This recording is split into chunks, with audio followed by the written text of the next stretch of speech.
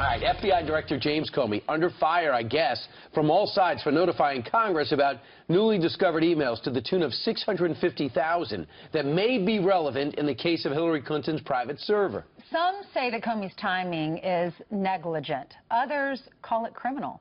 Fox News senior judicial analyst Judge Andrew Napolitano here to sort it all out.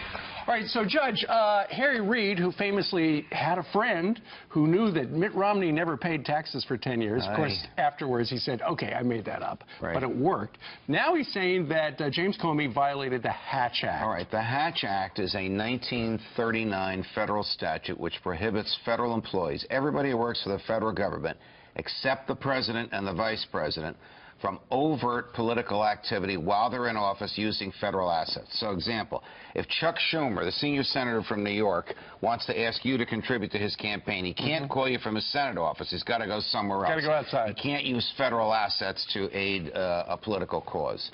So Senator Reid, and I've been very critical of Director Comey. We can get into that later if you want.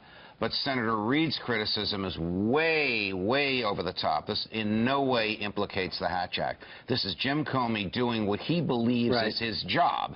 If there is an incidental effect on politics, well, there's an incidental effect on politics to everything the government does. Like, for example, the president showing up in Florida to on federal money on a federal plane to campaign for Hillary Clinton. Is that okay? Okay, it is, because when the Hatch Act was making its way through Congress, FDR, who was president, said, this can't affect me. You got to put an exception in for me.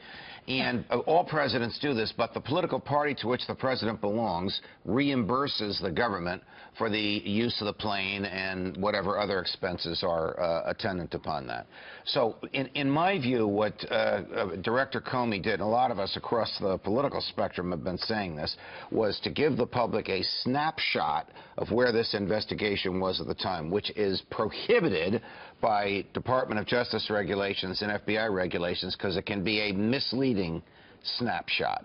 His job is not to answer to the public, and it's not to answer to the Congress. It's to gather facts, give them to the Justice Department, let them decide what to do with it. Now, Judge, these emails came out several weeks ago. Did the FBI wait too long to disclose this? You know, I'm smiling because we all have sources, and we're driving our sources crazy to get information. That's one of the pieces of the puzzle that we haven't been able to figure out as to why it took a month to get to Comey's desk. When I say it is the fact that inside that laptop are all these emails that Huma Abedin forwarded to herself. Some probably originated with Hillary Clinton. A lot of them probably do not have anything to do with it. They finally got the search warrant on Sunday night, 2 days ago. In order to get the search warrant, they didn't say we're investigating Hillary Clinton. They said we're investigating Huma Abedin because we think she may have lied to us about the existence of this. We also think she may have lied under oath in a deposition in a civil case. So, Judge, let us go in and read these emails, and the judge agreed. And they never would have found any of this out if it weren't for her husband. Thank you, Anthony. I know we're all smiling about that because of the perversity of his behavior, but you're right. Okay. Meanwhile, Bill Clinton is somebody that really, and the Clinton camp should really be looking in the mirror before they condemn those on the Trump side for coming out and praising James Comey. For example, Bill Clinton in 1992 talked about the revelations that Special Prosecutor Walsh came forward with, the fact that Bush 41 might have had an additional involvement in Iran-Contra. Right before the election, this revelation came out. Listen to what Bill Clinton said.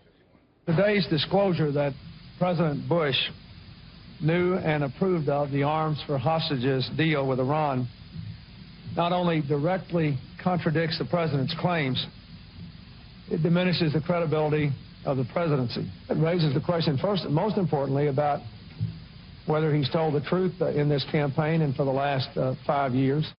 Unprecedented? Well, the indictment of Caspar Weinberger in that year, right before Election Day, was a profound injustice and violation of a variety of federal regulations, but the independent counsel, former federal Judge Walsh, just decided to go on his own, and there was no stopping him. I happen to agree with what Clinton said there. He's obviously not saying the same thing now about his wife, but it is wrong for law enforcement to do something within 60 days of election with the intent of affecting the outcome. Oh, if only we didn't have that videotape. All right, Judge, thank you very much. All the best, guys.